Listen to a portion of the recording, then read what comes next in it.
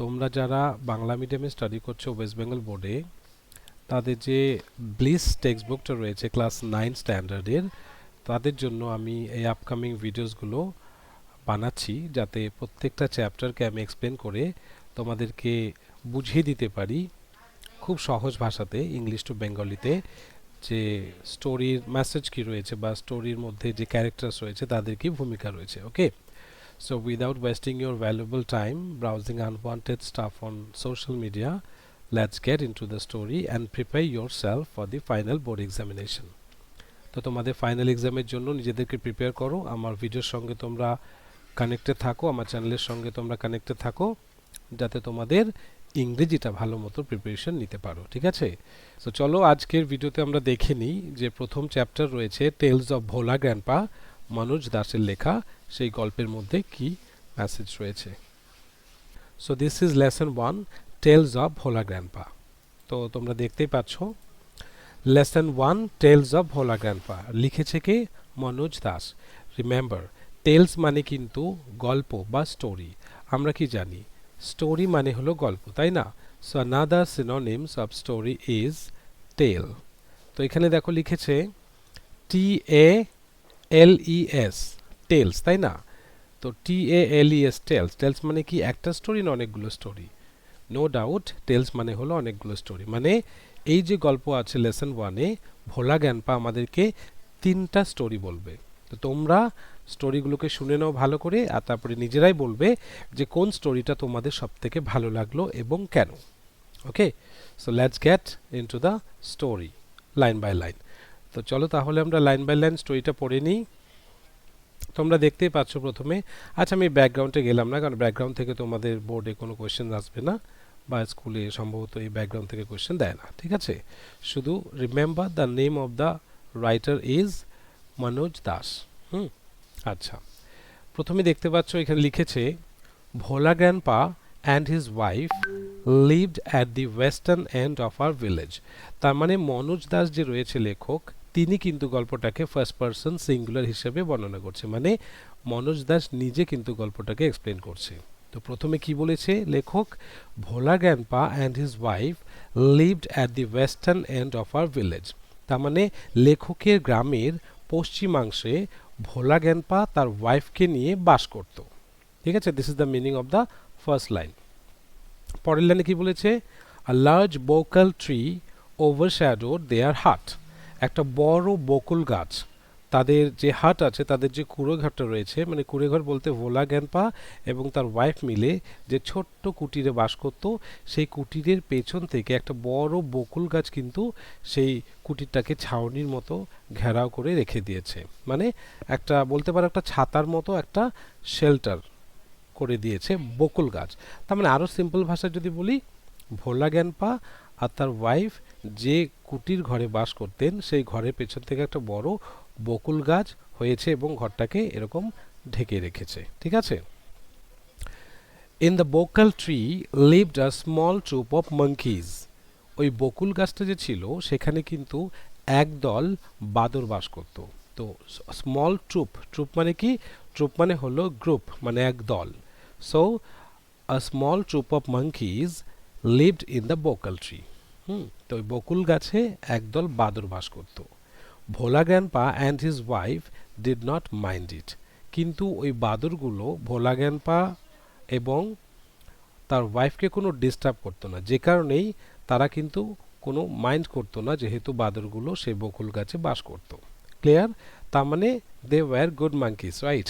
তারা ভালো বাদর ছিল, মানে বান্দরামো করতো না আর কি। আচ্ছা, let's go to the second paragraph. তো পরের প্যারাগ্রাফে চলে যাই। One moonlit night, don't say moonlight, okay, it is one moonlit night, and also focus on the pronunciation based on the IPA phonetics. তোমরা কিন্তু অবশ্যই উচ্চারণগুলো সঠিকভাবে করবে। আমি তোমাদের প্রত্যেকটা ওয়ার্ডের সঠিক উচ্চারণ কিন্তু এক্সপ্লেন করে দিচ্ছি। আচ্ছা, তো one moonlit night we were returning from a festival. So one moonlit night we were returning from a festival. একদিন পূর্ণিমা রাত্রে আমরা একটা ভিলেজ ফেস্টিভ্যাল থেকে ফিরছিলাম। মানে হয় না বিভিন্ন গ্রামে দেখবে বিভিন্ন রকমের মেলা আসে বা যাত্রা আসে, তো এই যাত্রাতে যখন মানুষ যায় একদল বেঁধে যায় আবার একদল বেঁধে বাড়ি আসে। সো মনোজ দাস যে আছে লেখক, সেও কিন্তু ওই ভিলেজ ফেস্টিভ্যালে গিয়েছিল এবং তার বাবা এবং তার কিছু সঙ্গীরা একসঙ্গে রিটার্ন আসছিল, ঠিক আছে, ওই গ্রামের পথ ধরে। তো সেটা ছিল কি পূর্ণিমা, মুনলিট নাইট মানে পূর্ণিমার রাত। Hmm the road was very long and foggy.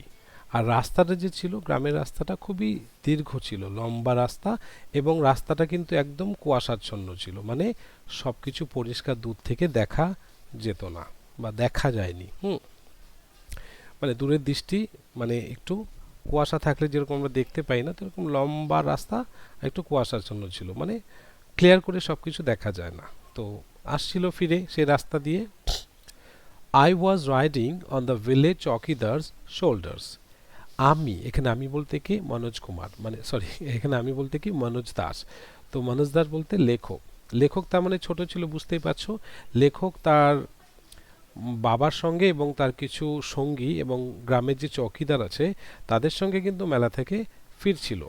এবার লেখক কি করেছিল, চৌকিদারের যে ঘাড়ে ঘাড়ে বসে, লেখক যে আসছিল সে চৌকিদারের ভিলেজ চৌকিদারের ঘাড়ে বসে আসছিল, যেরকম রাম লক্ষ্মণ হনুমানের ঘাড়ে বা শোল্ডারে বসে এসেছিল। সিমিলারলি মনোজ দাস যে আছে ভিলেজ চৌকিদারের ঘাড়ে বসে বাড়ি ফিরছিল, সঙ্গে কিন্তু তার বাবাও ছিল আর তার সঙ্গে কয়েকটা সঙ্গী ছিল তার বাবার। আচ্ছা, সাডেনলি ভোলা গ্র্যান্ডপা লেট আউট আ লাউড ওয়েল। হঠাৎ করে আমরা সবাই মিলে শুনতে পেলাম ভোলা গ্র্যান্ডপা হাউ মাউ করে কান্না করছে রাস্তার পাশে। Everyone in our party was surprised. আমাদের গ্রুপে, মানে লেখক যে আসছিল গ্রুপ ধরে তার বাবার সঙ্গে, আমাদের গ্রুপে প্রত্যেকটা মানুষ কিন্তু অবাক হয়ে গেছিল। Everyone in our party was surprised. তো আমাদের দলের প্রত্যেকে কিন্তু অবাক হয়ে গেল যে why Bhola grandpa was crying so loudly on the road side. রাস্তার পাশে ভোলা গ্র্যান্ডপা কেন এরকম মানে চিৎকার করে কান্না করছে। উই হল্টেড, হল্টেড মানে স্টপড। তো আমরা দাঁড়িয়ে পড়লাম, মানে লেখক এবং তার বাবা এবং তার সঙ্গীরা দাঁড়িয়ে পড়ল ভোলা গ্র্যান্ডপা যেহেতু রাস্তার পাশে বসে কান্না করছিল, ঠিক আছে। Enquiry reveal that Bhola grandpa had taken his grandson to the festival. তো ইনভেস্টিগেশন করে বা তদন্ত করে জানা গেল ভোলা গ্র্যান্ডপার থেকে যে তিনিও ওই ভিলেজ ফেস্টিভ্যালে গিয়েছিলেন তার গ্র্যান্ডসন বা নাতিকে নিয়ে। He had tightly held on to the two fingers of the boy. এই ভোলা গ্র্যান্ডপা কিন্তু তার নাতির দু আঙ্গুল ধরে, মানে তার নাতির হাত ধরে কিন্তু এগিয়ে আসছিল। তার নাতি যে ছিল ভোলা গ্র্যান্ডপার আঙ্গুল ধরে দুজনে মিলে একসঙ্গে হেঁটে আসছিল, ঠিক আছে, ওই ফেস্টিভ্যাল থেকে। তারপরে কি হলো, he did not realize when those fingers slipped out, and Bhola Grandpa did not realize when the fingers of his grandson slipped out. তো যখন নাকি তারা দুজনে হাত ধরে আসছিল, ভোলা গ্র্যান্ডপা বুঝতে পারেনি কখন তার গ্র্যান্ডসন মানে হাতের থেকে আঙ্গুল পিছলে সে সরে গেছে, মানে কোথাও চলে গেছে, বেরিয়ে গেছে আর কি, পেছনে পড়ে গেছে। তো ভোলা গ্র্যান্ডপা বুঝতে পারেনি যে কখন তার গ্র্যান্ডসন মানে তার নাতি হাত ছেড়ে কখন মেলার মধ্যে হারিয়ে গেছে, বুঝতে পারেনি। And Bhola grandpa was continuing as before. এবার ভোলা গ্র্যান্ডপা কি করছিল, যেহেতু হাত ধরে এরকম করে আসছিল, তো যতক্ষণ তার গ্র্যান্ডসন ছিল তার হাত ধরে আসছিল, এবার গ্র্যান্ডসন কখন হাতের থেকে পিছলে চলে গেছে সে বুঝতে পারেনি। সুতরাং সে যে হাত ধরে এরকম করে আসছিল তার আঙ্গুল কিন্তু এরকমই ছিল, মানে আঙুল এরকম করে সে কিন্তু রাস্তা দিয়ে আসছিল। আর তারপরে কি হলো দেখো, then someone asked Bhola grandpa what he was gripping. তখন রাস্তায় একজন দেখে বলে যে কি ব্যাপার ভোলা দাদু বা ভোলা গ্র্যান্ডপা, তোমার হাতে কি রয়েছে, তুমি এরকম করে এগিয়ে আসছো। অ্যাকচুয়ালি এখানে তো ভোলা গ্র্যান্ডপা তার গ্র্যান্ডসনকে ধরে রেখেছিল, তাই না, তো গ্র্যান্ডসন তো আর নেই, তাই হাতটা সে আঙুলটা এরকম করেছিল। বেশ, at that time he remembered his grandson and let out a loud wail. ঠিক সেই মোমেন্টে যখন একজন জিজ্ঞেস করলো যে হাতটা এরকম করে কেন আসছিলে, তখন এরকম করে কেন আসছো বা মানে হাতটা উঁচু করে কেন রেখেছো, তখন ভোলা গ্র্যান্ডপা মনে পড়লো ও তো তিনি তো তার গ্র্যান্ডসনকে ধরে রেখেছিল। তো সাডেনলি হি স্লিপড আউট, ওকে। তো পিছলে কখন হাত ছেড়ে চলে গেছে ও তখন মনে পড়লো। হুম তো এবার কি হলো, let's see what happens after that. পরে কি হলো, my father chose to sharp eyed bed. আমার বাবা কি করলো, আমাদের দলে যারা ছিল তাদের মধ্যে যারা সব থেকে তীক্ষ্ণ দৃষ্টি সম্পন্ন ছিল, মানে যারা নাকি ভালো দূর থেকে দেখতে পেত, সেরকম দুটো মানুষকে বেছে নিল এবং তাদেরকে কিন্তু ভোলা জ্ঞানপাকে নিয়ে ওই ভিলেজ ফেস্টিভ্যালে আবার পাঠালো, যাতে গ্র্যান্ডসনকে খুঁজে বের করতে পারে। ঠিক আছে, তো আমার বাবা মানে লেখকের বাবা দুজন ব্যক্তিকে নিয়ে গ্র্যান্ডসনকে খোঁজার জন্য ভোলা জ্ঞানপাকে আবার ফেস্টিভ্যালে পাঠিয়ে দিলেন। হ্যাঁ, the grandson was found before long. এদিকে গ্র্যান্ডসনকে কিন্তু পাওয়া গেল অবশেষে। He had taken a cozy shelter under a cow's belly. তো গ্র্যান্ডসনটা কোথায় ছিল, একটা গরু দাঁড়িয়ে ছিল আর ওই গরুর পেটের নিচে চুপ করে বসেছিল, মানে একদম আরামদায়ক আশ্রয় পেয়ে পেটের নিচে। গরুটা ভাগ্য ভালো গরুটা হাঁটেনি, না তো লাথি কুতা খেয়ে সে নাক ফেটে যেত আর কি। তো গরুটা দাঁড়িয়ে ছিল, তার নিচে বসে সে কমফোর্টেবলি বসে খেলছিল। সো ভোলা জ্ঞানপা অবশেষে তার গ্র্যান্ডসনকে পেয়ে গেল। He was resting under the cosy shelter of a cow's belly. চলো পরে পেজে দেখি কি আছে। আর তোমাদের যদি কোনো ডাউটস থাকে সেই ডাউটসগুলো কিন্তু অবশ্যই কমেন্ট বক্সে লিখে দিও, তাহলে সেই ডাউটসের যে অ্যান্সার্সগুলো আছে বা সলিউশনসগুলো আছে আমি নেক্সট ভিডিওতে অবশ্যই তোমাদের জন্য আপলোড করব। চলো let's find out what is written on the next page. তোমরা দেখতে পাচ্ছ এই যে গরুটা, আর গরুটার নিচে কিন্তু ভোলা জ্ঞানপার নাতিটা। দেখো খিদা লাগলে কি করবে, মাথা উঁচু করে আস্তে করে গরুর দুধ খেতে শুরু করবে, তাই না? সুতরাং খাবারের কোনো চিন্তা নেই। Now let's go, now let's read. So this is the second page, okay. এটা হলো আমাদের দ্বিতীয় পেজ চলে আসলো। I remember another funny incident about Bhola Grandpa related by my father. আমার আরেকটা গল্প মনে আছে ভোলা গ্র্যান্ডপার সম্পর্কে, যেটাতে আমার বাবাও ইনভলভ ছিল। আমার বাবাও ছিল, ভোলা গ্র্যান্ডপাও ছিল। তার মানে মনোজ দাস যে আছে লেখক, সে আরেকটা গল্প মনে রেখেছে যেটা ভোলা জ্ঞানপার সঙ্গে হয়েছিল, সঙ্গে তার বাবাও ইনভলভ ছিল। দেখি কি হয়েছিল সেকেন্ড স্টোরিটা। তো প্রথম স্টোরি তো বুঝেই গেলা, মেলাতে গিয়ে কি করে তার গ্র্যান্ডসনকে হারালো আর কি করে অবশেষে তাকে পাওয়া গেল। সেকেন্ড স্টোরি বলছে কি দেখি, it had been a rainy afternoon. এটা ছিল একটা মানে বৃষ্টি মানে বর্ষাকালের বিকেলবেলা। Bhola grandpa Bhola grandpa wild with excitement, মানে প্রচণ্ড এক্সাইটেড হয়ে আমার বাবাকে বলেছিল, আমার বাবা told my father and his friends that he had seen a gang of pirates. খুবই এক্সাইটেড হয়ে ভোলা জ্ঞানপা কি বলছিল আমার বাবাকে, মানে খুবই এক্সাইটেড হয়ে ভোলা জ্ঞানপা লেখকের বাবা এবং তার বন্ধুদেরকে বলেছিল সে একদল পাইরেটস দেখেছে। পাইরেটস মানে কি জলদস্যু, যারা নাকি সমুদ্রে মানে লুট করে বেড়ায়, রবারি করে বেড়ায়, মানে অন্য জাহাজকে দেখে অ্যাটাক করে সব লুট করে নিয়ে নেয় সোনা গয়না যা থাকে। আর সেই যে বড় বড় লার্জ বক্সগুলো থাকে, ওই বক্সের মধ্যে তাদের সোনা গয়না সব কিছু রেখে মাঝে মাঝে সমুদ্রের কিনারে বালির চরের মধ্যে রেখে দেয়, পুঁতে রেখে দেয়। তো সেই পাইরেটসকে নাকি ভোলা জ্ঞানপা দেখেছে। They were bearing a large box under one of the sand dunes on the sea shore by our village.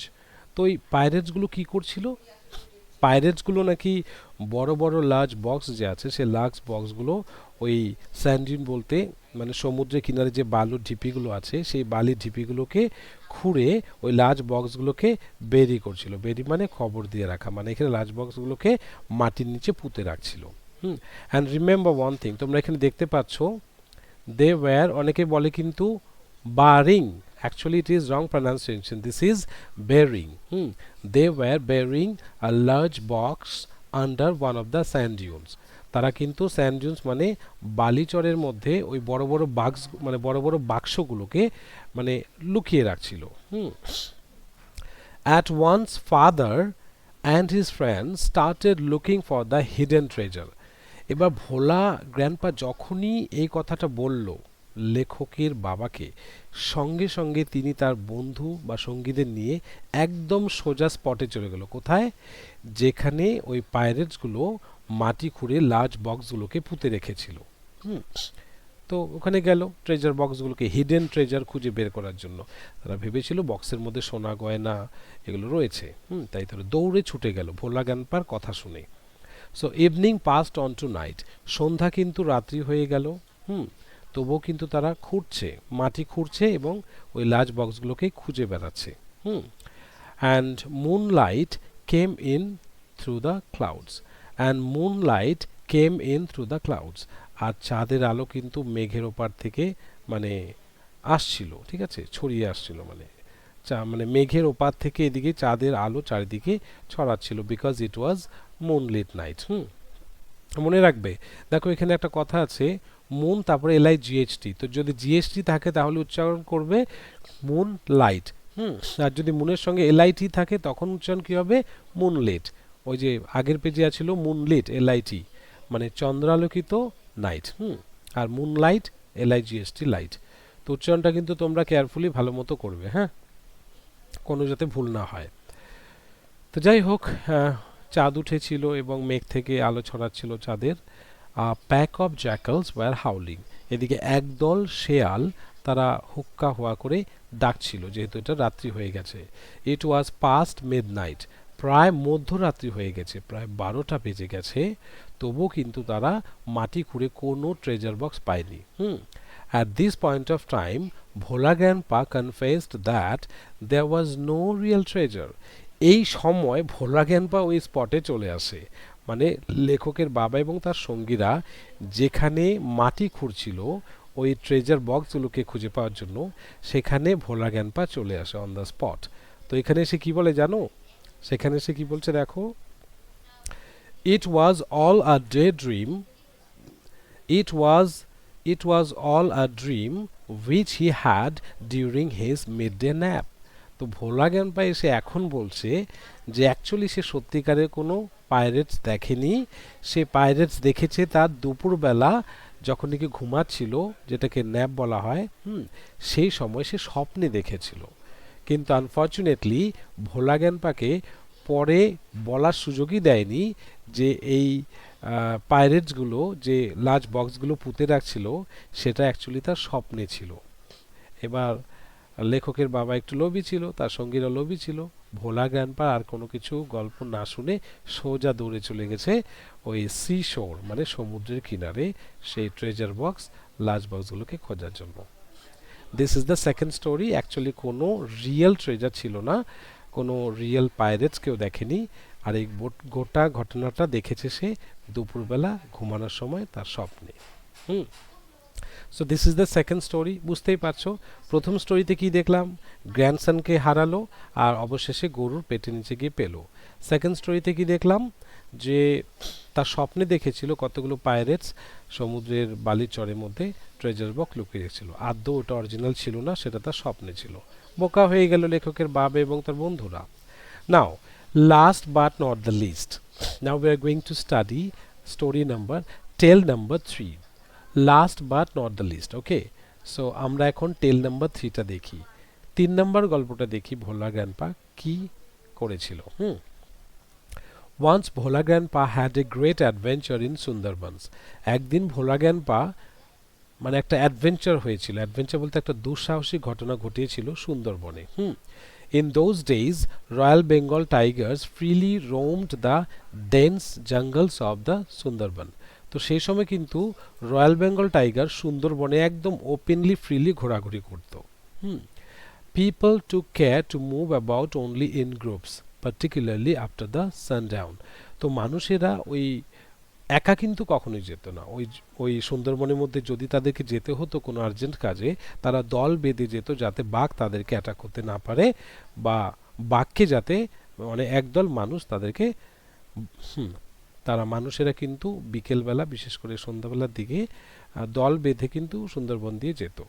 কারণ রয়্যাল বেঙ্গল টাইগার্স কিন্তু ফ্রিলি ঘোরাফেরা করত। তো কি হলো দেখো, one evening Bhola Grandpa was returning from the weekly market. তো একদিন সন্ধেবেলা ভোলা জ্ঞানপা কি করছিল, তার সপ্তাহের বাজার কমপ্লিট করে সুন্দরবন দিয়ে কিন্তু ফিরছিল। সাডেনলি অ্যাট সুন্দরবন দিয়ে ফিরছিল suddenly at a distance of 5 years behind him. তো ঠিক মানে 5 years ডিস্টেন্স, তার অদূরে মানে অল্প কিছু দূরেই পেছন থেকে সে কিন্তু একটা রয়্যাল বেঙ্গল টাইগারের গর্জন শুনতে পেল। দেখো পরের লাইনে বলেছে he heard the growl of a royal Bengal tiger. তো ভোলা জ্ঞানপা তার সপ্তাহের বাজার নিয়ে বাড়ি ফিরছিল সুন্দরবন দিয়ে, পেছন থেকে একটা রয়্যাল বেঙ্গল টাইগার গর্জন করে উঠেছিল। ভোলা জ্ঞানপা turned and found Bhola Ganpa turned and found the bright graze of the tiger on his face. তো ভোলা জ্ঞানপা পেছনে তাকিয়েই দেখে এত বড় একটা রয়্যাল বেঙ্গল টাইগারের মাথা তার দিকে মিটমিট করে চেয়ে আছে, মানে এখনই জাম্প করবে ভোলা জ্ঞানপাকে খেয়ে ফেলার জন্য, অ্যাটাক করার জন্য। তো ইমিডিয়েটলি কি করলো ভোলা জ্ঞানপা? ভোলা জ্ঞানপা instantly climbed up a nearby banyan tree. পাশে একটা বট গাছ ছিল, আর লাকিলি সেই বট গাছে ভোলা জ্ঞানপা ইনস্ট্যান্টলি সে লুঙ্গি পরে উঠে গেছে। ভাবো তাহলে কতটা ফাস্ট আর কতটা স্কিলফুল। সে কিন্তু লুঙ্গি পরা ছিল, তোমরা ফটোতে দেখবে। তো যাই হোক, ইমিডিয়েটলি সে বট গাছে উঠে গেল, আর বাঘটা চান্সই পায়নি তাকে ঝাঁপিয়ে অ্যাটাক করার জন্য। তাহলে বুঝতেই পারছো কি স্পিডে ভোলা জ্ঞানপা লুঙ্গি পরে সেই ব্যানিয়ান ট্রিতে উঠে গেছে। জাস্ট ইমাজিন করো আর বুঝতে পারবে। অ্যান্ড দেন কি হলো? The tiger roared and circled the tree about 100 times। টাইগারটা কিন্তু গর্জন করতে লাগলো, ভোলা জ্ঞানপা যেহেতু গাছে উঠে গেছে ওকে ধরতে পারছে না, আর গাছের চারিদিকে এরকম ঘুরতে লাগলো। প্রায় 100 বারের মতো গাছের চারিদিকে ঘুরছিল ভোলা জ্ঞানপাকে অ্যাটাক করার জন্য। তার মানে ভোলা জ্ঞানপা কিন্তু নিচে নামলেই কিন্তু একদম ডাইরেক্ট খাবলা দিয়ে ধরবে। তো বুঝতেই পারছো। Then finally the tiger settled down under a bush without taking its eye off him. তো অবশেষে বাঘটা গাছের চারিদিকে ঘুরতে ঘুরতে যখন টায়ার্ড হয়ে যায়, তখন সে আস্তে করে ঝোপের মধ্যে নিজের শরীরটাকে লুকিয়ে ফেলে, কিন্তু চোখ দুটো কিন্তু তার ভোলা জ্ঞানপার ওপরেই রয়েছে। ও নামলেই ডাইরেক্ট অ্যাটাক করবে। সুতরাং ভোলা জ্ঞানপা was in great danger right now. Bhola জ্ঞানপা কিন্তু ভালোই বিপদে রয়েছে, নামলেই শেষ। আচ্ছা, এবার কি হলো? The forest with nightfall the forest গ্রিউ dark and silent.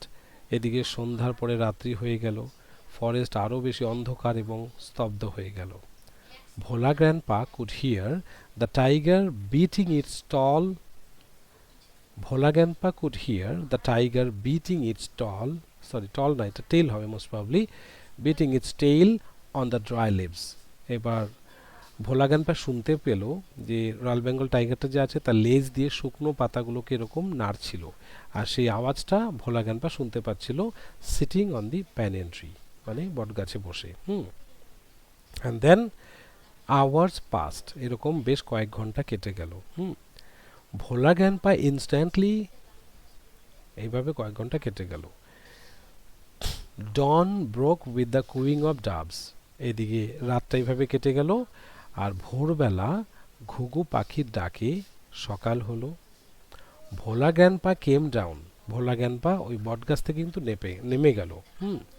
তো ভোলা জ্ঞানপা came down from the banyan tree, নেমে গেল। There was a group of men on a mount a little away. একটু দূরেই দেখলো কয়েকটা মানুষ একটা উঁচু মাটির ঢিপির ওপরে বেশ কয়েকটা মানুষ একটু দূরেই কয়েকটা মানুষ বসেছিল একটা উঁচু মাটি ঢিপির ওপরে। and requested the first man he saw for some water to drink.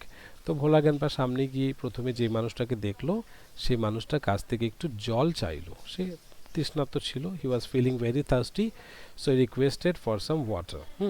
তো জল চাইলো। এবার কি হলো দেখি। The man had seen the tiger waiting. এবার যে লোকটা জল দেবে, যার কাছে মানে ভোলা জ্ঞানপা জল চেয়েছিল, সেই লোকটা কি দেখলো, যে একটা টাইগার ওয়েট করছে, একটা টাইগার দাঁড়িয়ে আছে ওই গাছের নিচে অদূরে। ওই বট গাছটার নিচে একটা টাইগার দাঁড়িয়ে আছে, এটা দেখলো। হি ওয়াজ মাচ বিউইল্ডার্ড, আর এই টাইগারটিকে দেখে না সেই লোকটা একটু অবাক হয়ে গেল।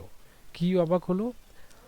What is your secret that you simply walked past the hungry beast and it did nothing? জিজ্ঞেস করলো, আচ্ছা আপনি কি করে ওই একটা ভয়ঙ্কর ক্ষুধার্ত মানে রয়্যাল বেঙ্গল টাইগার, একটা মানে একটা ভয়ানক পশুর সামনে কি করে আপনি চলে আসলেন আর আপনাকে একটু অ্যাটাকও করলো না? মানে what kind of magic is this? কি ধরনের ম্যাজিক? তখন কি হলো? The tiger was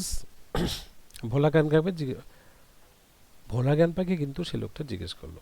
then the tiger was stretching its limbs and yawning. তো টাইগারটা ঘুম থেকে উঠে সে এরকম করে নিজের বডিটাকে স্ট্রেচ করছে এবং হাই তুলছে। ইয়ন মানে হাই তোলা। ভোলা জ্ঞানপা almost lost his sense in fear, he ran home. আর ভোলা জ্ঞানপা তখন দেখলো, আরে মাই গুডনেস, এখানে একটা রয়্যাল বেঙ্গল টাইগার ছিল। তার মানে কি বুঝলে? যে ভোলা জ্ঞানপা বুঝতেই পারেনি যখন সকাল হয়েছে যে কেন সে বট গাছে উঠেছিল গতকাল রাতে। ওই যে ভুলে যায়, তার জন্য মানে দুঃসাহসিকভাবে সে বট গাছ থেকে নেমে গেল। ও যদি জানতো যে নিচে একটা বাঘ অপেক্ষা করছিল, তাহলে কিন্তু নামতো না সকালবেলা। ভুলে যায়, আর বাঘটা তো ঝোপের মধ্যে ওয়েট করতে করতে হয়তো ঘুমিয়ে পড়েছিল। তার জন্য তার আগে ভোলা জ্ঞানপা জেগে গিয়ে গাছ থেকে নেমে দূরে চলে আসে। তো পরে চোখ খুলে দেখে যে ভোলা জ্ঞানপা অ্যাকচুয়ালি নেই। আচ্ছা বেশ, তাহলে ভোলা জ্ঞানপা যখন জানতে পারলো, আরে আমি তো এখন মনে পড়লো, যখন লোকটা জিজ্ঞেস করলো যে পেছনে বাঘটা কি করে আসলো, তখন কিন্তু ভোলা জ্ঞানপা পেছন দিকে দেখে একদম আতঙ্কে সোজা বাড়ি দৌড়ে চলে আসলো। Okay, let's go to the next page. He ran back home, সে বাড়িতে চলে আসলো। Half a century later Bhola grandpa left us forever one morning at the age of 95. ঠিক প্রায় হাফ সেঞ্চুরি বলতে 50 বছর এভাবে পার হয়ে যায়। 95 বছর বয়স হয়ে গেছে, তো সে ন্যাচারালি মারা যায়। His 80-year-old wife lamented much. তার 80 বছর বয়সী যে ওয়াইফ ছিল সে প্রচুর কান্নাও করে। ভোলা গ্র্যান্ডপা যেদিন সকালে মারা যায় খুব কান্না করে।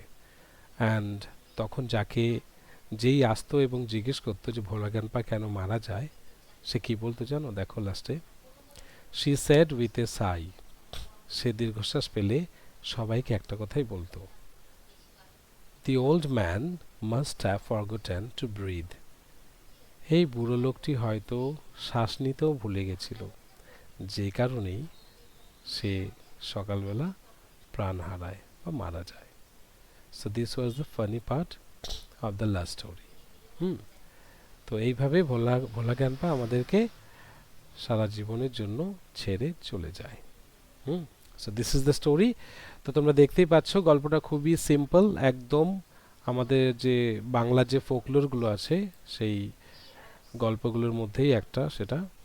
আর তোমরা যেটা দেখতে পাচ্ছ এখানে কিছু এক্সারসাইজেস রয়েছে, একদম ভেরি সিম্পল, তোমরা নিজেরা সলভ করো টেক্সটটাকে দেখে দেখে। আর সলভ করার পরে যদি কোনো ডাউটস থাকে, কোনো কনফিউশনস থাকে, আমাকে কমেন্ট করে দাও, আমি সেগুলো অবশ্যই ক্লিয়ার করে নেক্সট ভিডিও আপলোড করে দেবো, ঠিক আছে? This is the story about Bhola grandpa and all his 3 tales. Okay, এই গল্পটা থেকে যদি তোমরা কিছু শিখে থাকো বা যদি মনে হয় যে গল্পটা পড়ে তোমাদের সব কিছু ইজি হয়ে গেল উত্তর দিতে বা উত্তর বানিয়ে লিখতে, তাহলে অবশ্যই তোমাদের বন্ধু বান্ধবের সঙ্গে শেয়ার করে দাও, তারাও যাতে আমার এই স্টোরিটা থেকে গল্পটাকে ভালো মতো বুঝতে পারে এবং পরীক্ষাতে যাতে তারা উত্তরগুলোকে বানিয়ে লিখতে পারে নিজের মতো করে। Okay, always try your best and God will do the rest.